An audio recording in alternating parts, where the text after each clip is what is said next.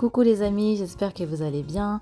Comme promis, voici mon mini vlog sur mon voyage à Tenerife dans les îles Canaries que j'ai effectué en octobre 2024 et je vais vous dire un petit peu ce que j'y ai fait.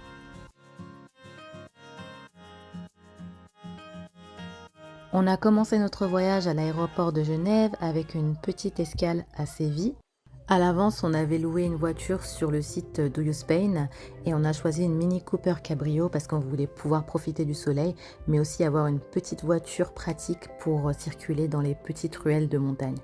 On a décidé de rester du côté sud de l'île car les températures y sont plus élevées et le ciel y est souvent plus dégagé. On a trouvé un hôtel très sympathique qui s'appelle le Barcelo Santiago Adult Only. Les chambres y sont très confortables, on a pris une chambre avec un jacuzzi et une belle vue sur la mer et sur la ville. L'hôtel est très bien situé, en plein cœur de Los Gigantes. Le service était vraiment impeccable et le personnel était vraiment accueillant. Si vous êtes intéressé, n'hésitez pas à regarder sur les sites voyages privés, ils font souvent des offres promotionnelles.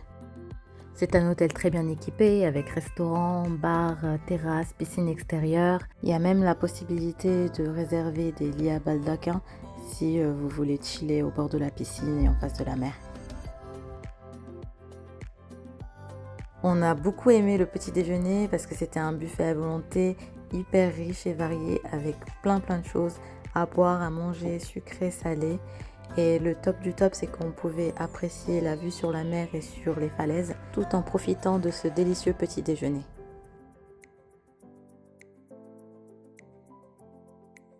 On a visité plusieurs villages et des petites villes aux alentours et celle qui m'a le plus marqué, c'était Masca. C'est un petit village perché dans les montagnes avec un petit air presque du Mexique. C'était vraiment très chill.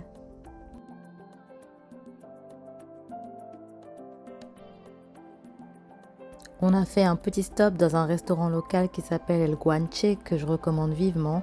On y a super bien mangé et on a beaucoup aimé leur plat El Volcano.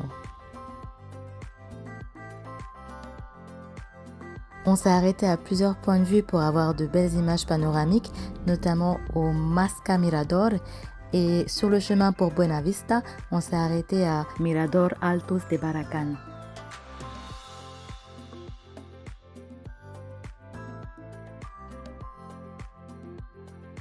J'ai beaucoup aimé les paysages à Tenerife, entre la mer, les plaines, les montagnes, c'était vraiment magnifique.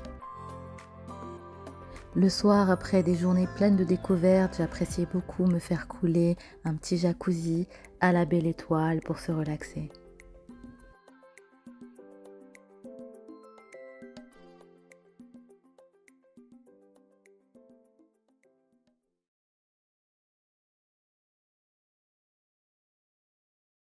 L'après-midi suivant, on est parti se prélasser sur les plages de Playa Obama. C'est une jolie plage, l'eau est très agréable. À Tenerife, même à fin octobre, les températures avoisinent les 25, 26, 27 degrés la journée. Donc c'est parfait pour se relaxer sur la plage.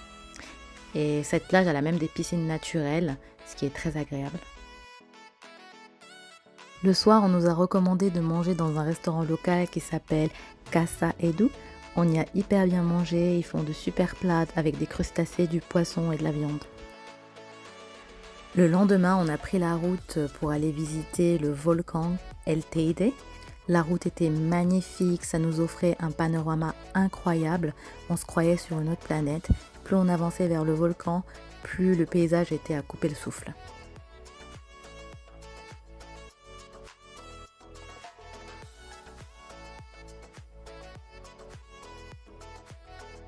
Pour accéder au pic qui culmine à 3715 mètres d'altitude, on a pris un téléphérique et on avait une vue imprenable sur le cratère. Par contre, il était difficile de respirer là-haut et les températures étaient plus basses, donc on n'a pas fait long feu, on est resté 10 minutes et on est redescendu.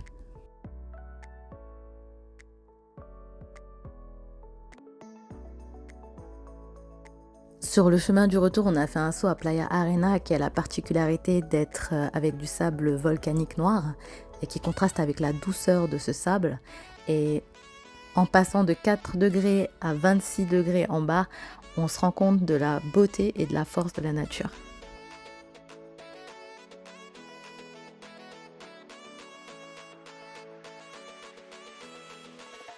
Pour finir, on a pris notre dernier dîner à Cofradia El Mirador. On a mangé des super crustacés, du poisson et surtout leur paella royale qui était délicieuse.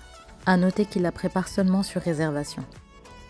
Pour résumer, Tenerife, c'était une belle expérience, une belle escapade pour faire un break avant d'attaquer l'hiver.